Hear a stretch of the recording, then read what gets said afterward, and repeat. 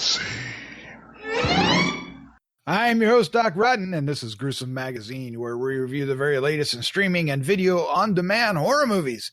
Each week, my co-hosts Jeff Mohr, Crystal Cleveland, Dave Dreher, and I will take a look at various spooky, scary, and gory genre offerings. With me this week is my co-host, Jeff Mohr. Jeff, how you doing? I'm ready to go. Do you want me to bring my knee-smashing hammer? You bring that hammer. Bring it, because she's got a hammer, too. Because it's hammer time. Oh, that didn't work in the movie either. I'm just saying. All right. Also joining us this week is Crystal Cleveland, the living dead girl. Crystal, how you doing? I'm great. I'm just putting in my silver fangs right now. Oh. Yeah, I like those. Silver fangs. Yes. That's what that and the dollar bill up your nose. That's all you need. Oh, yeah. Totally. Yes. I can't wait for tonight. This one's fun. It's going to be good. All right. Rounding out the crew is my buddy over at H&R, Dave Dreher. Dave, how you doing? Just sitting here, Doc. I don't have anything witty to say. Sorry. You didn't bring the witty, huh? No, left the witty somewhere else. Not sure what's going on. Neither did I, but it doesn't stop me. All right. Well, thank you for joining us tonight, everyone. What we're here to do is to review a couple of movies, a pair of movies, two that are going to be streaming very soon. And we have quite the pair tonight. I'm excited about this. It's G Night. If we're going down the alphabet, yes. First up is Greenlight from Graham Denman. And this is going to be an interesting film to discuss. And then paired with it is Guns Akimbo from Jason Lei Howden. And I think most of the stuff you heard in the intro comes from Guns Akimbo. So stick around to find out why. But I'm excited to talk about both of these. But first, Gruesome Magazine is brought to you by ExpressVPN. A VPN is a virtual private network, a secure tunnel between your device and the internet. VPNs are used to protect your online traffic from snooping, interference, and censorship. ExpressVPN provides rock-solid privacy at blazing speeds with no compromises. They have servers virtually anywhere from 160 locations across 94 countries to keep your real location hidden from prying eyes. They also keep you anonymous, and for my money, they keep you secure. That's what I'm excited about. They encrypt everything. And then they also have 24/7 support, which is also very handy. If you want to give ExpressVPN a try, head over to tryexpressvpn.com/gruesome magazine. If you do so now and get a year, you get 3 months extra free. So that's 15 months for the price of a year. That's awesome, right? Right, Dave? It is. That deal is insane. It's insane, Doc. Insane in the membrane. Oh, there it is. Oh, that would have went real well inside of Guns Akimbo. I'm just saying. Yeah, it would. All right. However, up first tonight is Greenlight. This film is from director Graham Denman. I said Denham earlier, but it's Denman, right? Denman. Yes. All right. The cast includes, but is not limited to, Chase Williamson, Chris Browning, Caroline Williams, and Nicole Alexandra Shipley. That's just the beginning of it. That's true. But it's coming VOD on February 25th. I don't know where I'm going with that. Just bear with me. All right. The synopsis goes, a director's dream job quickly descends into a nightmare when he is forced to film a real life murder. And I'm just going to say before I hand this off that, we have one of our co-hosts over at H&R is the one and only award-winning filmmaker, Christopher G. Mohr, he's ready to make the leap, right? From shorts to a feature film, very much like our star in this film, Chase Williams plays. And man, I could see him in this situation all day and all night. For me, he was actually running around in this film and it made it hilarious, but that's an entirely different story. All right, let's find out what the crew thought of Greenlight. Crystal Cleveland, you're first. What's your first impression? Okay. Luckily, I watched this the day after Guns Akimbo because this movie is considerably slower, but it's not a slow burn. So that's always good. I think that it has some great cinematography. I think that it has some good acting, especially the producer. Oorah. He's really good. And I'm not sure if it's because it does focus on the indie community or not, but I liked it. I found it interesting. I found it kind of funny. I found it pretty relevant. And I think it's kind of on par with, what kind of does happen in the scene. You kind of just like get in and have things happen. And basically it's, all about a toxic set, as it were. So I liked it. I wouldn't say that it's, super exciting or the best film ever made, but I think it has some good elements to it. It's a good one. It's a fun one. It's worth a watch. Would it be fair to say that much of the film is saved by the leads, the cast? Yeah, the cast is so great. Like, really, truly, I was like, oh yeah. The acting is great. Like but the cinematography too. There were some times I was watching it, and some of the shots I felt were fantastic. I feel like the production value is pretty high on this for such a focus on an indie film. I mean, I guess the most boring part of it is the story, but I mean, it's an okay story. It's fine, It's fine. It's fine. Yeah. It's fine. All right, let's find out what the rest of the crew think. All right, Jeff Mohr, sir, you're up next. What is your first impression of Greenlight? Well, I think I'm a little bit in Crystal's boat.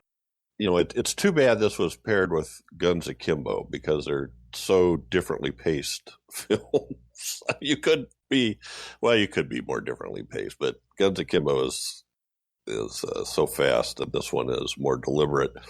I did kind of like the whole way it developed. I liked Jack, the character played by Chase Williamson, who we have seen a lot of. He was in Arctic that we did earlier this year. He was. And he was in The Creatures Were Stirring that we did last year. Sequence Break is another one we did that had, who else was in that? Graham Skipper, I think. Beyond the Gates and Siren, which aren't ones that we did, but are pretty well-known horror films. So, yeah, he's a frequent presence in the horror indie community. And I think he did a good job. I also liked Carolyn Williams as Nancy, and I like Chris Browning as Mr. Mosby. Bob, I think. Wasn't he Bob? Yeah, he's Bob. What do you think, Bob? Because I kept hearing Bill, and I was thinking, why is his name Bill Mosley? No, it's Bob Mosby. Okay, I'm really confused now. So, and Victor Turpin, I thought, was pretty good, too, as Damien. He was supposed to be the first-time actor. And Shane Coffey was another guy. He was the DP in this film. And we covered him a couple years ago on a film called Hover. Remember that one? So lots of indiness floating around in this. But I think it does. It looks really good. It looks really good. I don't want to be too harsh, but I think for me, either there wasn't any real surprises, or maybe I just didn't care about which direction the plot took. Does he or doesn't he? Are they or aren't they? That didn't really matter to me. I was just kind of waiting to see what was going to happen. I wasn't hoping for one thing or the other, which is neither good nor bad, I think. I thought the finale kind of hurried a little bit. Like, boom, everything was done. And, the final outcome. Yeah, it went down fast, didn't it? Yeah, without giving too much away. So, good stuff. Good stuff. Yeah, Chase Williamson also had the lead in John Dies at the End, which was yes, fan favorite film. All right, Dave Dreher. This was a movie born for you, was it not? I'm just kidding. Dave, what was your first impression? of Greenlight. Much like the lovely Miss Cleveland, I waited a day between, mainly because she kind of said she was going to wait a day. I'm like, you know what, that might be a good idea. So I did that same thing, and I'm glad I did, because again, these two films are so vastly different. But I found myself actually enjoying Greenlight quite a bit. But the whole film kind of relies very heavily on you either really liking Jack or really disliking Mr. Mosby or Mosby. Yeah, Mosby? Is that what it was? Mosby, yes. And ultimately, I ended up both of those. I was rooting for Jack, and I was hoping that Mr. Mosby would have something horrible happen to him. And again, it's a slow burn movie, and you got to really be caring about these characters, because if not, you're going to be zonking out. But really, really well made, really well put together, well written, incredibly well acted. It looked good. It had some of that artsy fartsy shit with the different colored lights that everyone's doing now. You know, pink light, purple light, blue light, green light. I'm not kidding, Dave. When I saw that, I thought of you. I was like, uh-oh. It's like, come on, people, seriously. I mean, it does look all right, and it was much more tolerable in this instance than in some of those other ones we've watched. It's far more reserved. That's what they're. Yeah. But did you notice that was only when they were shooting the movie. That wasn't actually in the movie. It was in the movie, which is kind of cool. Yeah. Yeah, I mean, they very much just kind of had that whole movie within a movie thing going on. Caroline Williams was great in this. I really haven't seen her in much other than, Texas Chainsaw 2, and that was 30 years ago? But she was exceptional in this. So yeah, all in all, I really kind of enjoyed this quite a bit. Yeah. The two movies that we're reviewing tonight are Tortoise and the Hare kind of race. It's kind of amazing. They're so far apart. Okay, so this one kind of slogged for me a bit. That doesn't mean I didn't like it, but it drug toward the middle. I was really into it when it was introducing all the characters and when it was setting up Mr. Bob Mosby's, his challenge to young Jack. This is what I want you to do on the last day of the movie, which he wants him to actually shoot somebody on the set. That's in the trailer, so it's not a spoiler. Technically not him, though. I mean, he just wants it. He wants it to happen. Right. So I spent the movie kind of trying to figure out if is he being set up for like a big gag? Is it going to be a gotcha, or is there really something happening? And I never could get a bead on it. And maybe I was overthinking it. I don't know. But at the same time, I was really enjoying our leads. When Chase Williamson and Chris Browning were together, the friction was pretty good. When they both weren't on screen together, not so much. It was a little like, okay, come on, let's get this going. However, I do want to say that Caroline Williams, who usually, outside of a handful of films, ends up being like a day player, right? And I thought she was going to be a day player here, but she's more than that. She really delivers. And I was at the end of this movie, by the end of this movie, and during the end of this movie, and at the end of this movie, I was incredibly impressed with her performance. She gave it her all, and I thought she kicked ass. I thought she was the highlight of the entire thing. Between her and Chris, I think her and Chris Browning should be couples in every movie, because they are so funny together. They're actually good together. So it won me over at the end and bumped up the score a bit with the finale. I thought it ended on a high note. So that's always good. Sure. Yep. So we don't really get, we do get special effects, but some of the special effects are very much, in jest as being part of the film. Did we enjoy those, Dave? Were they adequate for this film, or were they lacking? No, I think they were adequate for the film. They really don't play an integral part at all. But I think the most blood we see is that the point where he walks in and they just shot a scene and the lady's all covered in blood, and she's like, well, sit down and talk while they wipe this off of me, and she's like doused in it. But again, I don't get into too much spoilers, but other than at the end, we get some gunshot wounds and stuff, but there's nothing really over the top here, but it's all adequately done. Yeah, we get the fake knife gig, that gag, Right. gag Yeah. rather. Yeah. One thing that kind of bothered me, Dave, was, and a lot of independent films have to do this because it's just impossible not to these days. But when they were shooting the gun, especially when he shot it the first time, and when they were on set and it says, okay, we're going to celebrate you taking this, and he gives him the gun to shoot. Right. And it's so CGI. Yeah. Right? Yeah, it was definitely. And there's a couple times when it's CGI. And we'll be talking about that a little bit more tonight. But I was just like, oh, okay. And I was a little worried at that point, but I think you're right. It's not about that. It's really about these performances, and what is Jack going to do? Is he going to go through with it? If he isn't going to go through with it, how is he going to handle it and whatnot? What about you, Crystal? Did you like Jack and his relationships with other characters, or was everything sincere? And yeah, I really enjoyed this movie. I mean, I thought that, like I said, I thought that the acting was definitely one of the best parts of it as well. I feel like his relationship with his friend seemed authentic. I think that obviously, the tension between him and the dude seemed intense.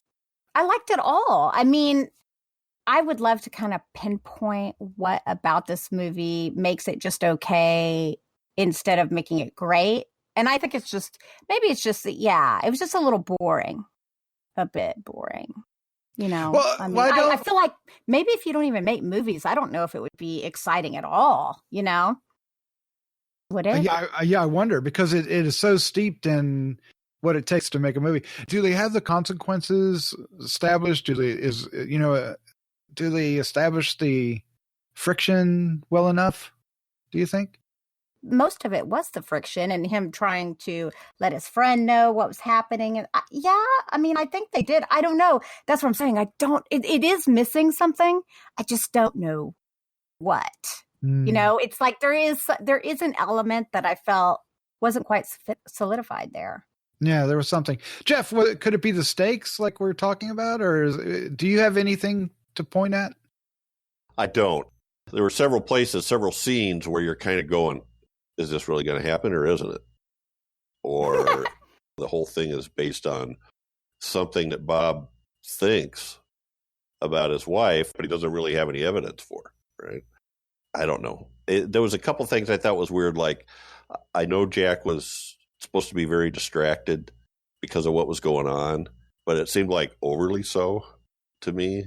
That almost detracted from it, and the idea that he didn't know that there was a fake knife in this one scene was like, can that happen?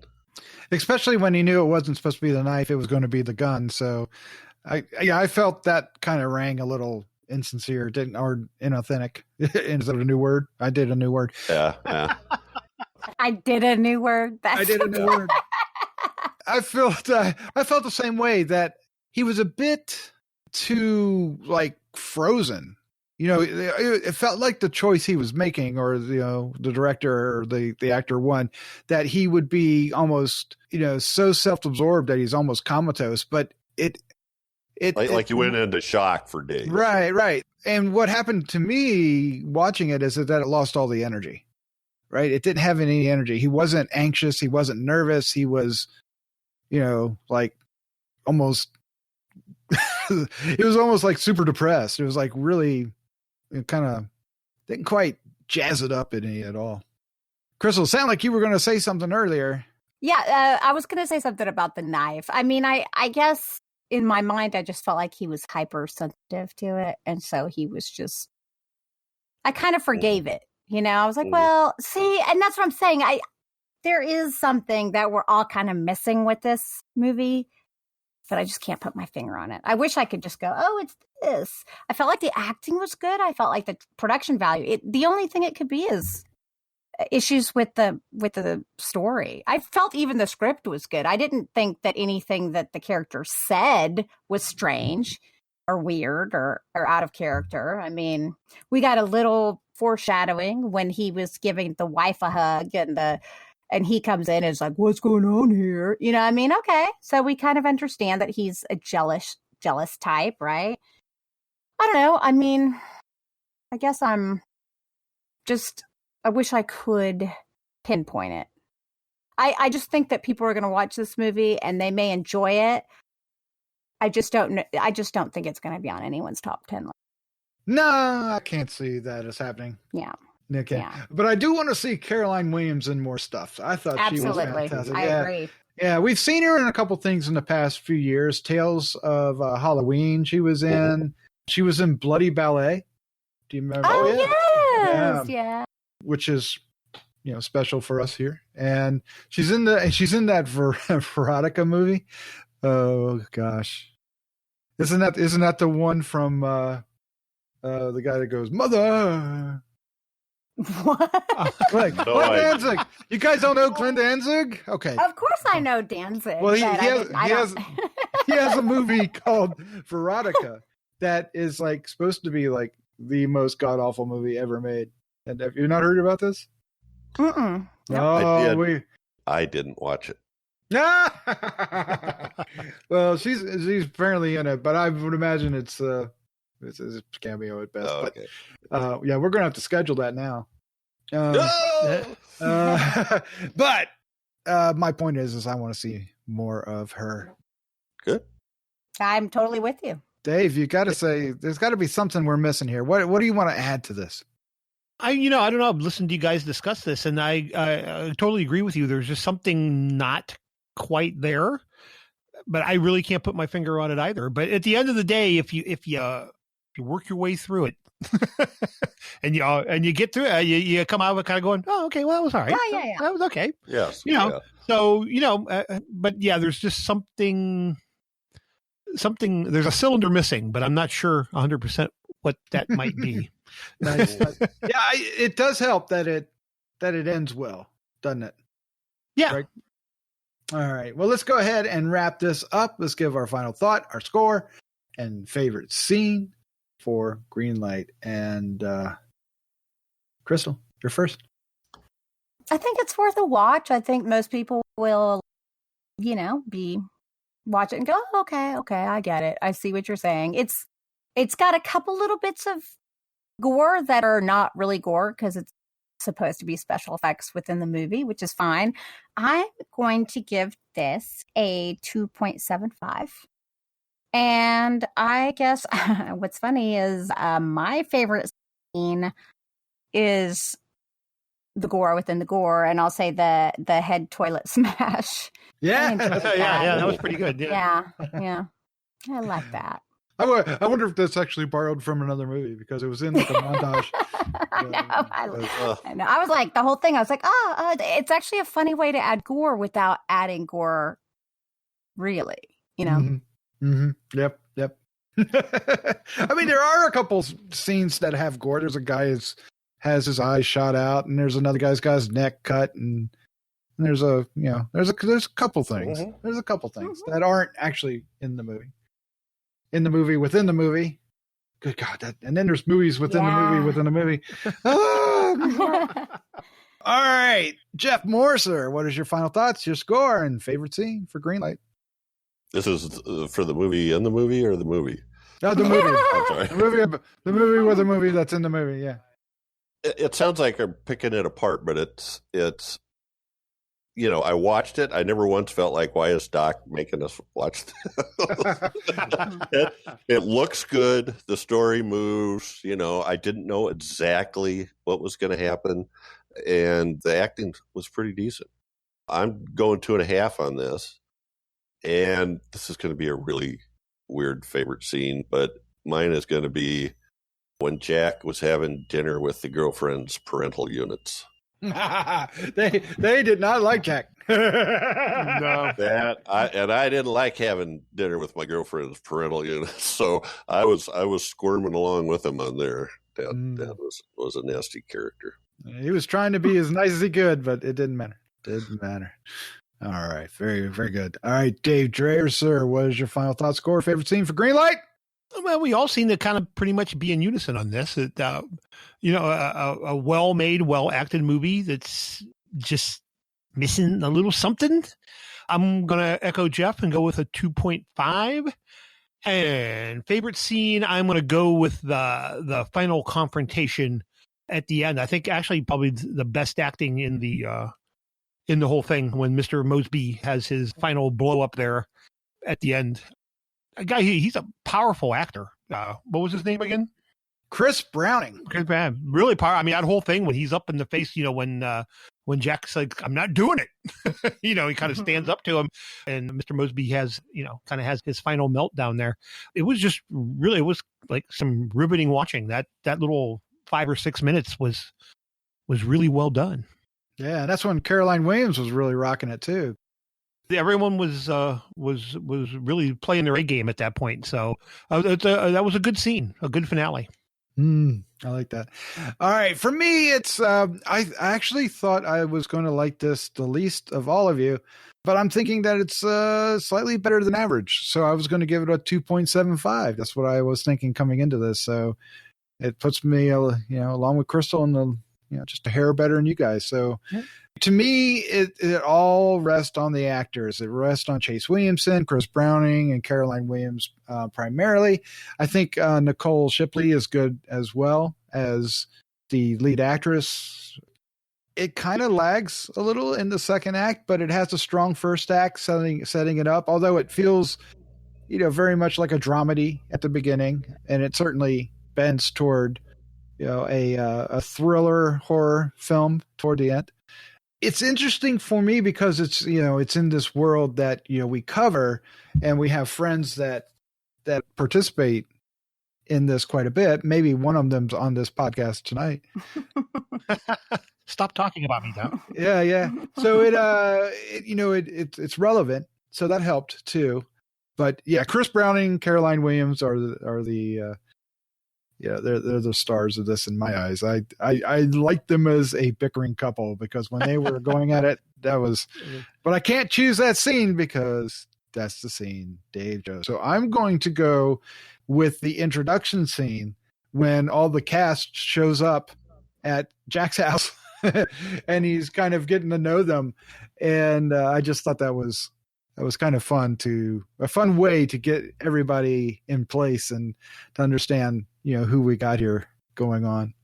Yeah, I think it's important to note that nobody phoned it in on this. Agreed. On this, I mean, everybody, was up to their fullest potential, I think. So it's a good job. I don't know how many films has this director made. This is his first feature. I think it's his first feature. Yeah. Oh, well, then it is an impressive debut, for sure. Oh, yeah. Wow. He is Jack. All right. All right. Greenlight from director Graham Denman is coming out February 25th on VOD. So look for it.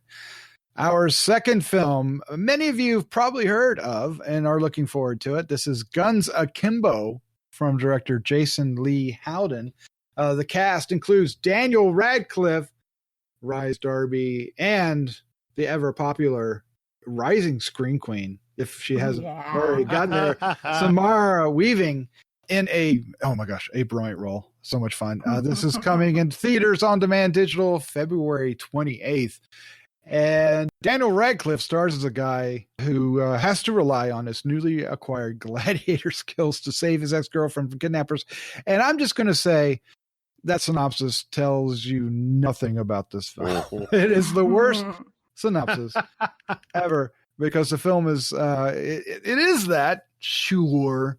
That's not even a good elevator pitch. It's so much more than that. Jason Lei Howden is the director behind, what is the name of that film, Dave? Oh gosh, what was the name of the film? Totally dropped. Deathgasm. Deathgasm. Yeah, I love Deathgasm. Don't know why one of my favorites. Yes, me too. Quite the energy in that, and I think he ramps that energy up to 11 here. This movie is bonkers with a great cast and a lot of gore. So let's find out yay! Let's find out what the crew think. Dave, Dreher, you're up first. What is your first impression of Guns Akimbo? Well, I think we might have our first must-see movie of 2020. This one is just batshit crazy from the minute it starts. Boy, I don't even know how you talk about this because it's like anything you mention is kind of a potential spoiler because there's just so much craziness and it's all just so good. I liked the premise. I liked how quickly everything moved. Daniel Radcliffe was great as Miles.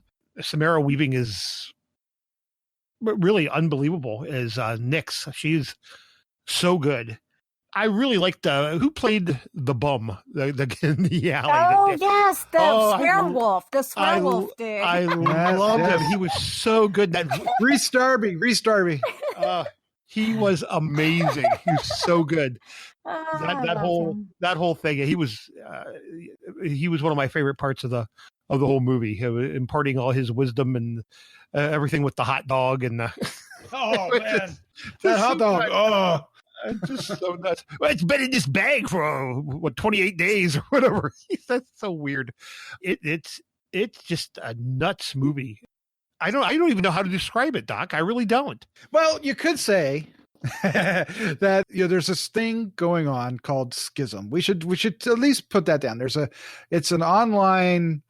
It's like a viral. Basically, it's a very violent, gory cross between Fight Club and like Death Race 2000, where they're just after each other. And it's a fight to the death, though, right? It is a fight.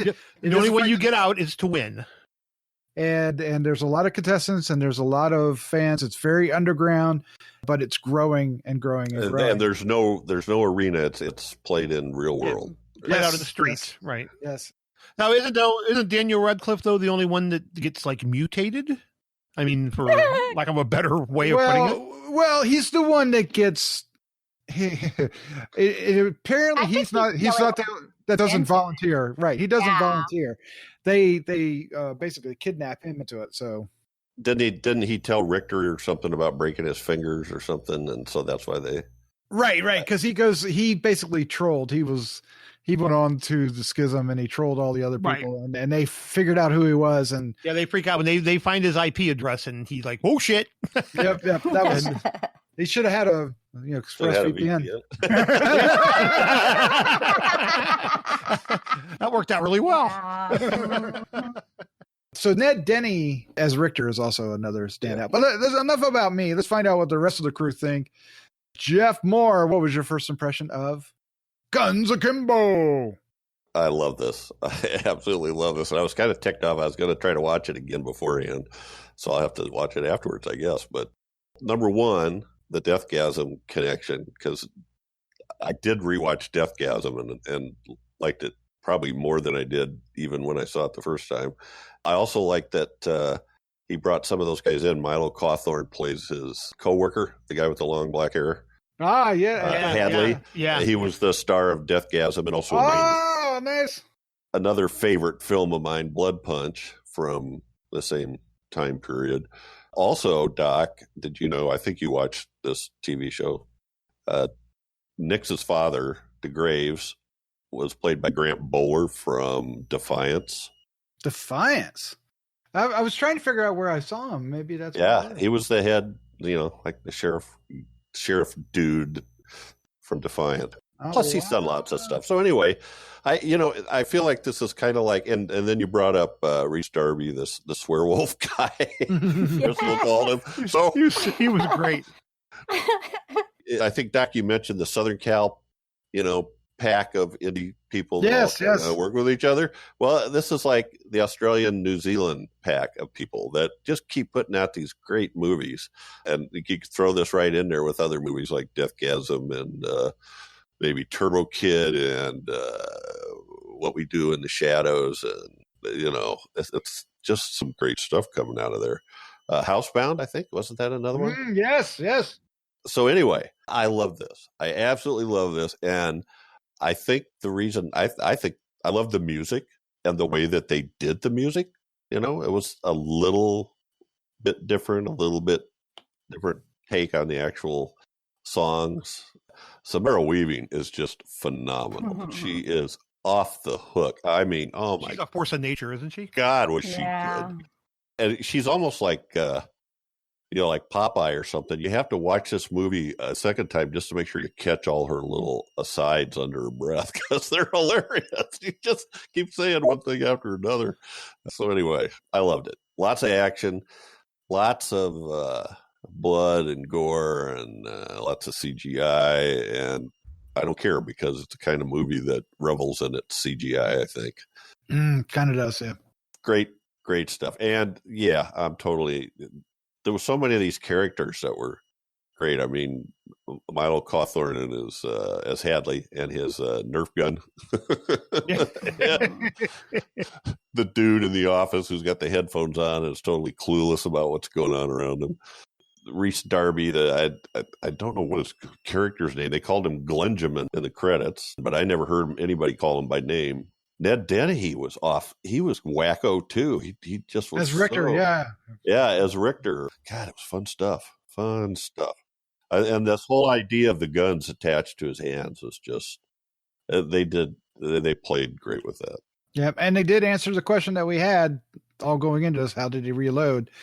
Well, we'll get to that. We'll get to that. Yeah. So Reese, real quick before we get to Crystal, Reese Darby, for those who may not have seen some of those, films that we're talking about, I think most people know him as the Swearwolves, but if not, they probably know him as Nigel in Jumanji movies. Yeah. Jumanji Next Level. He's the one who goes, "Welcome to Jumanji." I knew that voice from somewhere. That's it. Yes. And he is fantastic here. All right, Crystal, it's time. What is your first impression of Guns Akimbo? First, make sure you explain to all those listening what Guns Akimbo is. Oh, okay. So Guns Akimbo style. If you play Call of Duty, if you play any video game, you're going to know that Akimbo style is holding a weapon in each hand. So basically, you don't really aim. You're just a shooting machine. It's pow, pow, pow, pow, pow, pow, pow from both sides. It's typically with pistols, but I've seen Call of Duty and stuff do that occasionally with like SMGs, which is kind of unrealistic because how much, it's a little silly. Yeah, but okay. Oh my God. I just can't tell you how much I really did love this movie. For me, it is like a video game come to life. You have these hypercolor, you have these characters. I mean, they basically even have a mini boss fight before the real boss and stuff. And that's kind of the way that they even organized it, which I think is really pretty genius. I think that it was fun. The soundtrack, the music, awesome. I'm probably definitely going to get the soundtrack because really good stuff there. The lines were great. I think the freaking costumes were even good. I think everyone did an amazing job, in their roles. I loved the end even. I just loved everything about it so much. And I went in with high hope and it actually exceeded them. I'm kind of shocked. I think it took me a while to process because I was like, has nowhere to go but down. But that wasn't true. That was not true. I mean, it has one of the greatest lines ever. Suck my clit. No one is killing fuckboy here except me, of course. I mean, what on earth? I was like, when that came out of her mouth, I was like, what? Okay, you win. Oh, there's literally dozens of those. I mean, yeah, there really is. Is that when she's like skating up on top of all the cars with the Terminator 2 gun? Yes, like in the drug bust, between the two drug. I was like, oh my God, I just can't get over that. I thought it was so funny. It's just so good. It's just so good. A lot of gore. I mean, it's good. It's got a lot. It's got everything I want. Real. Everything you want. Yes, it does. And I enjoyed the hell out of this as well. Daniel Radcliffe is a joy as Miles. He's got it down. And by the end of it, man, he's kicked ass. Richter has a speech about how he's basically changed Miles, and he's so right. He's so right. He actually has. I was rooting for Miles and Nix to end up together throughout the entire movie. Oh, of course. Yeah. I really was. Although, Nova's there, but I liked how it played with us from time to time, where it would show us something goes, well, that's not really how it happened here, and, but it didn't do it too much. Richter, Ned Dennehy, was a great villain who was silly and funny and also very dangerous at the same time. He, that's a hard thing to do, right? To get those across. Some of its surprises it wore on its sleeves. There's a couple things that bother me. That's one. Another one was CGI blood splatter. There's a lot of it. I got over it after a while, but at first it was bothering me a bit.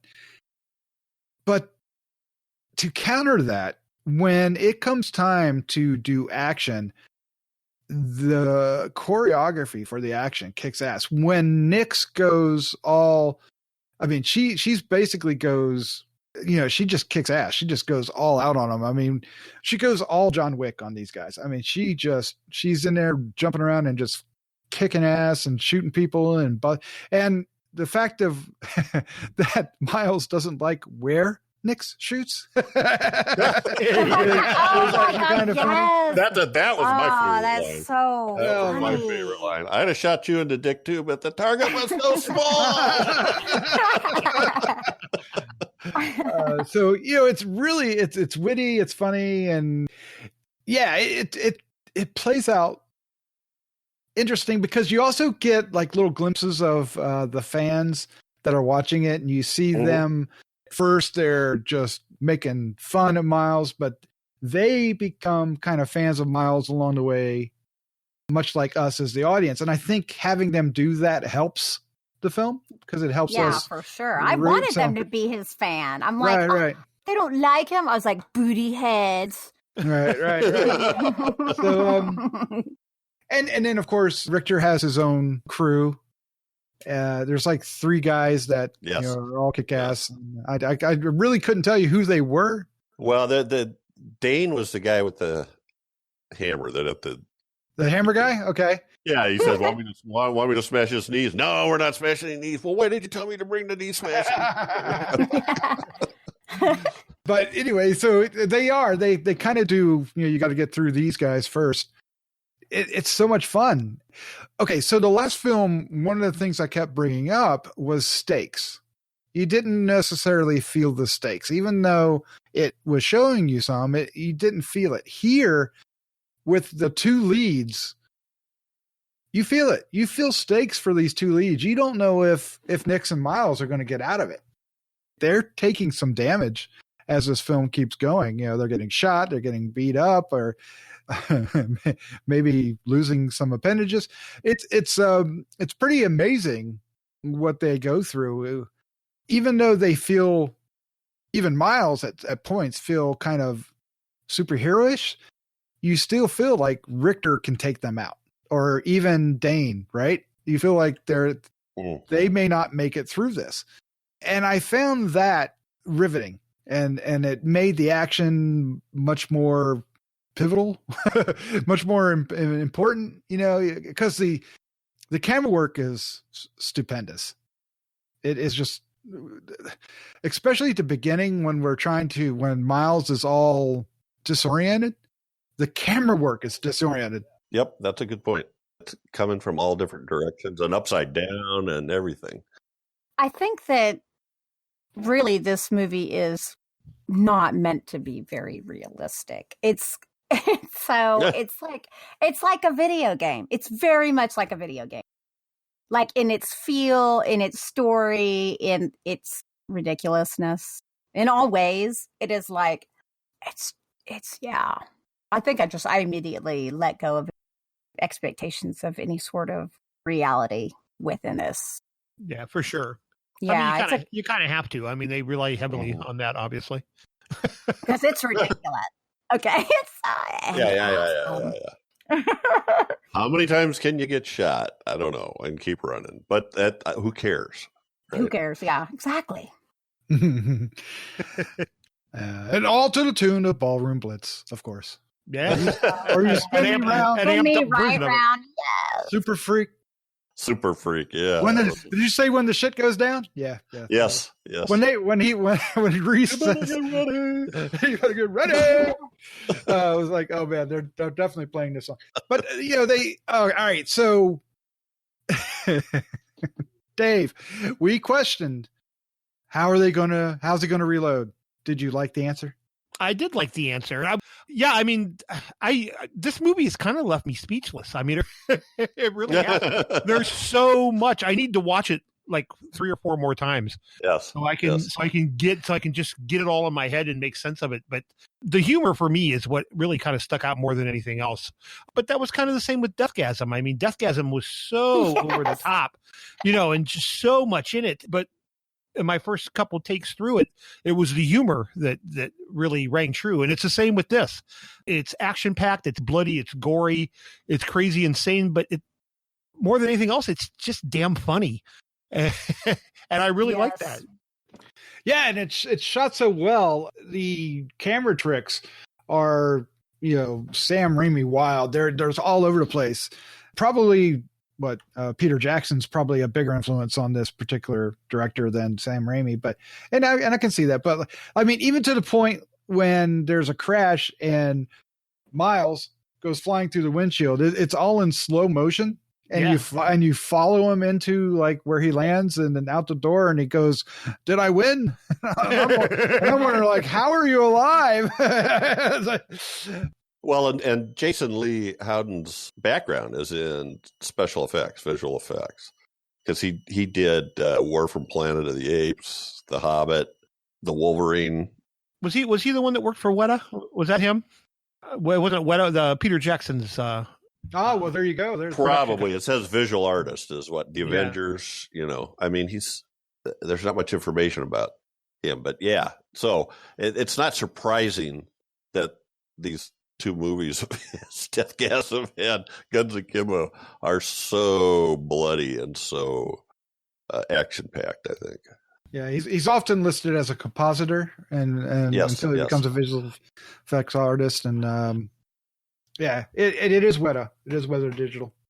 So and he brings that aesthetic, and it's pretty amazing. I just love the camera work. And the point I was making earlier on when Miles was disoriented, he uses the camera tricks to accentuate those feelings, right? The either being chaotic or kinetic or disorienting. He like you said, he spins around with it. It comes from all directions, and it's pretty marvelous. And I would imagine, Crystal, that this would play beautifully on the big screen, wouldn't you think? Oh my gosh, yes. I'm actually it's coming out. I'm probably going to go see it. Honestly. Would you go see it if it came out? Absolutely. I would love to see this on the big screen. Yeah. Yeah. Yeah, I'm hoping that it's going to be playing at the Alamo here. I will say, I'm sure it'll be playing at your goddamn Alamo down there. Yeah. I mean, come on, Alamo. Don't you think the biggest city in North Carolina should have an Alamo? Dave just wants one in Ohio. I'm telling you. What the hell? Yeah, I'm sorry about that, too. You're not sorry. You're right, I'm not. I want it here. Crystal, while I got your attention, let's talk about Nyx's look. Okay. Oh my gosh, she's so hot. All right, well, keep going, because I want to know, because it is a very different look, especially for Samara Weaving, right? Because you compare this look to the look that she had in, what was the movie? Ready or Not. Yeah. And it's night and day, right? And it should be, because she's a trashy crackhead. And she plays it really well. She looks like a crackhead. And like you mentioned earlier, the freaking rolled dollar in the nose. I can't handle that. It's stuck in her nose. I cannot handle that. I mean, I think that was so funny. And when she pulled it out, how she did it and the way she's like, oh God, I'm just so disgusting. That was super funny. I mean, I really like this girl. I think she's incredibly talented. Oh, isn't she? Yeah. The difference in her, I would challenge you to recognize her if you didn't know that that's who was in it. She was so different. Yeah. Well, I actually kind of wondered when she first showed up. I was like, is that her? Yeah. I think that's her. Is that her? Well, and I think I mentioned earlier about the silver fangs. I think the silver fangs were a good idea too, because it kind of messes with her smile in a way, and it gives her a different look there too. Mm-hmm. So, she doesn't have like this perfect smile, and she looks dirty and gross a little bit. And she gets a backstory. She gets a full-fledged backstory in here. Does she get an arc, Jeff? Does she get an arc? She does. And that helps, right? Yeah. What about and Miles gets a good arc? Yeah, they do. Okay. I think they both do. Even Richter has an arc. Yeah, it's true. When he does. When he discovers that everybody's dead, it's like, I gotta stop. I don't want to do a Chris Farley review. I remember that part when he said that was awesome. That's right. I thought he made a great villain. Like on par of like Die Hard villain, right? What did the one guy say about him? You look like somebody colored on your head with a Sharpie or something like that. I don't know, something like that. But I thought he was just creepy. Like when they bust into Miles's room, his apartment, he just takes over the scene. He just commands the screen time when he's on. I really like him. There's a lot going on here, and there's a lot of chaos. That's putting it mildly. Did any of the films surprise you? Were you like, wow, I didn't see that coming? I know that this is kind of a spoilery question, so it might be difficult to answer. I mean, once you get into the vibe of the movie, once you realize where the director's taking you, no, I don't think I was surprised by anything. I was just anxious to see how deep he'd take us.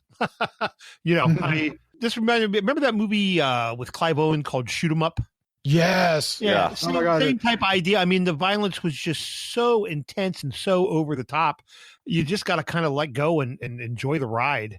And that's exactly what this was. I was more concerned that I would be maybe disappointed that once he's kind of made this promise to just be batshit crazy that he wouldn't deliver.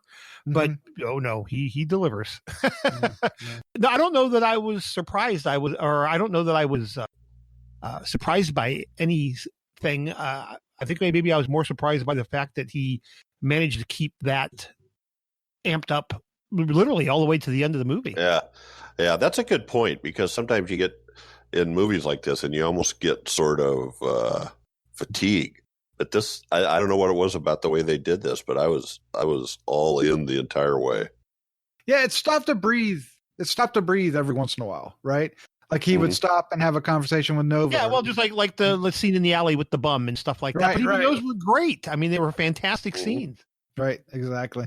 Another thing I think this film has going for it, they established the world building, and then he, instead of being underground like the other scenes that we see with Nix annihilating everybody else, he's always out in the open. And it throws them, right? And then he runs, and Nix is like not ready for. She's not used to people running away, and she's like, "Stop running!" And I like that they use those kind of things subtly to make his ineptness at the beginning work, because in reality he should just when she come busting through his door, he should have just been shot and dead right there. Right, that should have been the end of the story. But they make it work. Yeah, that's true, because the audience at times is yelling, "Quit screwing around! He's such a pussy!" He's hiding in the clothes bin. That's like, you don't hide in this game. Let's go ahead and wrap this up. Let's give our final thoughts, our score, and favorite scene for Guns Akimbo. This should be very, very interesting. Dave, start us off. Again, this movie has really kind of left me a little bit speechless. In this day and age, I don't add a lot of movies to my collection. I don't go out of my way to go buy one, but this one will be gracing a spot on my movie shelf. I have a feeling this will be a film that I will visit frequently. I liked everything about it. I liked the performances. I loved the action. I loved the way it was shot. I can't think of really a bad thing to say about it. I really can't. Favorite scene, I'm still gonna go. I've already mentioned it, and then for some reason it just strikes me as so funny, that whole scene in the alley with the bum, with him trying to get his pants on, and just the whole exchange. And I mean, that's part of the fun, is watching him fumble around with these guns on his hands. I mean, there's a scene where he's trying to pee. It's just going everywhere. It's like, Don't want to accidentally shoot. Yeah, exactly. So, but that's a lot of the fun because, I mean, let's face it, that would be an issue. It definitely would be. Yeah. So I'm going to go with the of all the action and all the crazy shit that's going on in this movie, the one right now, this moment, after only seeing it one time, the one that sticks in my mind is the alley scene with the bum. So I'm going to go with that for my favorite scene because it's really stuck with me. Yes.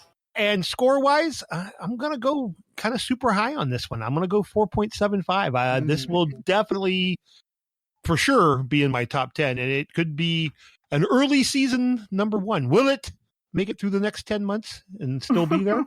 With the 4.75? Yes. I think so, yeah. I thought you were going to go crazy and give it like 7 out of 5 Daves or something. No. It's not Smoke and Mirrors, the story of Tom Savini good. It's nice. So nice.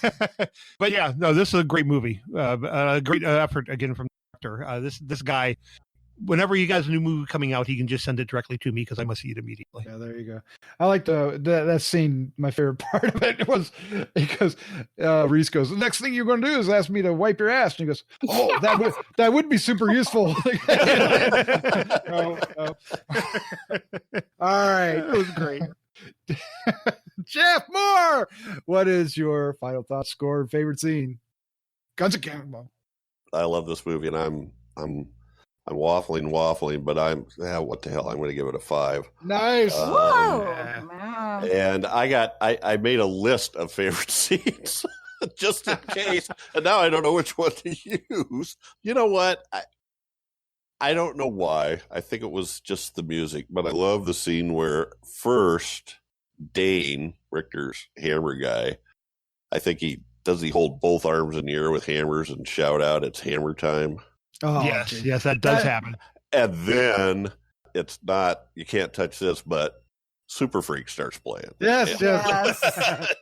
and I was so into that. I thought that was like the perfect music choice. So I'm going with that one. All right. He's going with Super Freak scene. Okay, that's great. Crystal Cleveland, what is your final thoughts? Your score, favorite scene? Guns Akimbo. Oh my God. Obviously, it's amazing, and everyone should see this movie. And I feel like Daniel Radcliffe is like the new Elijah Wood for me. Just saying. Oh, wow. Yeah, they kind of remind, like, don't you? You know, yeah. it's like, I got them confused last week. They're both so fab. But I'm giving this a 4.75. It is. Without a doubt, it is without a doubt my highest. My highest has been a 4.25, so 4.75. I don't know that I'll ever give something a 5, but it's possible. I know I have it in me, especially after watching this. But So this is better than Headhunter? Yeah. I gave actually the Color Out of Space 4.25. Oh, wow. That's this year, too. Yeah. I gave Headhunter a 4. Oh. Yep. So, I know. I remember. Isn't that insane? But there's a lot of scenes. This is a problem because there's so many. But, oh, God. Oh, yeah. I'm just going to, God dang it. I'm sorry. I'm just having a hard time because there's like 3 or 4 that it's the whole freaking movie, I could say, but I'll say losing 2 fingers. Yes. That was good. And then trying to flip someone off. It was so ridiculous. She picks it up off the floor. What's funny is he's like, no, we got to put that on ice. I'm like, what? He sticks it in his pocket. Oh, man. Yes. Mr. Practical. Yeah, it's good. I love this film too. I'm just gonna say it right there. It's so much fun. Surprisingly, I'm not liking it as much as you guys score wise, but I definitely want to see this again. I definitely want to see it if I can in the theater because I think it would be such a blast. It's Daniel Radcliffe, Samara Weaving, Rhys Darby, Ned Dennehy are all absolutely fantastic in our leads. Rhys Darby is just like extended cameo, but he's still great. Man, I just got to give it to Daniel Radcliffe for pulling this off. He's done some exceptional roles since, Harry Potter. Cliff Army Man. And this has ironically, I think this performance has a lot more in common with that than his other roles. Yeah. Funny enough. But yeah, it's just some amazing things. And the whole gun thing worked. It was like, they just made it work. And I think the only time I really questioned it was when he was at the computer toward the end of the movie. I was like, there's no way. There's just no way. There's absolutely no way. But, by that time, who gives a shit, right? So they've already, done, I got to pee, I've got to put my pants on, and he can't. He's running around with flipping slippers because that's the only thing he can get on. Big, huge tiger slippers, yeah. Oh, my God. So I'm giving it a 4.5. I'm giving it a 4.5. Nice. Yeah, it's definitely going to have a spot. It's going to be hard to knock that off, right? 4.5. It's definitely going to be in the top 10, and it's going to be up there. It's a blast. Samara Weaving is bloody brilliant in this, and she always is. Really, to be honest, I haven't seen anything that she wasn't good in, and this is another one. It's amazing, the roles that she's doing. It's wow. What is she doing next? Holy cow! I want to know before I talk about my favorite scene. What is it? Oh, she's going to be she's Scarlet in Snake Eyes, the G.I. Joe film. Is that crazy? Wow, that's wow. Yeah, and she's Thea Preston in Bill and Ted. So she's playing Alex Winter's daughter. That's cool. That would make sense. Yeah. I mean, blondes. Yeah. So wow. I'll go see anything she's in. I mean, think about her horror creds. I mean, Mayhem, The Babysitter, Ready or Not, this one. Mm-hmm. Absolutely. And she was in Ash vs. Evil Dead. We won't say much about monster trucks, but that happened. And I saw that. It was really bad, but it was like you couldn't stop watching it. Anyway, my favorite scene, to be honest, Jeff kind of both of you kind of took it, and that's when Nix goes against a hammer guy. I just thought that whole fight was amazing, but I'm not going to pick that because I can't. So I'm going to go to the scene when they're going down the hallway and Nix starts shooting everybody in the dick. and Miles just says, "Please don't." And she just keeps doing it. And when one guy's sitting there whining in the floor, she shoots him again, and he's just And it's just that chemistry between them. Even though I wanted them to kind of get together and be like a Bonnie and Clyde kind of thing, it never really went with anything remotely like that, right? And I love that because she was threatening to kill him at every turn. And I appreciate that they never really went there, even though I was, rooting for it, maybe even out loud. All right. Well, there is our review for Guns Akimbo. And I think it is between that and Color Out of Space. They're the movies to see this year. So far. And we're not even fully 2 months into the year. Yeah, the favorite films are stacking up strong. And that's why you need to listen to Gruesome Magazine podcast each and every week. Is that right? Is that right? Is that yes, right? That's right. You better be ready. Yeah, you gotta be ready. All right. Tonight we reviewed Greenlight from Graham Denman. I still want to call him Denham, but he's Denman. And this is coming out February 25th. And then we reviewed Guns Akimbo, coming out in theaters, on demand, and digital February 28th from Jason Lei Howden. The cast including Daniel Radcliffe, Samara Weaving, and Rhys Darby. You can't lose with either one, but if you can only choose one, sorry, Greenlight, Guns Akimbo is a must. Guns Akimbo's the winner. If you'd like to give us some feedback, let us know what you think of these two films or any other films, or recommend some, or just want to say hi. We'd love to hear from you. Feedback at gruesomemagazine.com is the way to do it. You can reach out through our Facebook group, or you can go to gruesomemagazine.com and leave a message on the show notes. Any way you want to do it, we'd love to hear from you, the listener. If you want to help us out, really the best way to do so is spread the word. Just spread the word. Share it with a friend. Tell somebody about the podcast. Put it on social. Do whatever you can, or even go to Apple Podcasts and leave a review. Even that would simply do us some good. So just let people know if you like what you're hearing. All right, Jeff, Crystal, Whoop. Dave. Thank you for joining me tonight. Thank you for having me. Thank you. Yeah. Two good ones this week. It's been a good month. It's been a pretty good year. Yeah. So far. All right, let's say goodnight. Good night. Good night. Bye-bye. You got to be ready.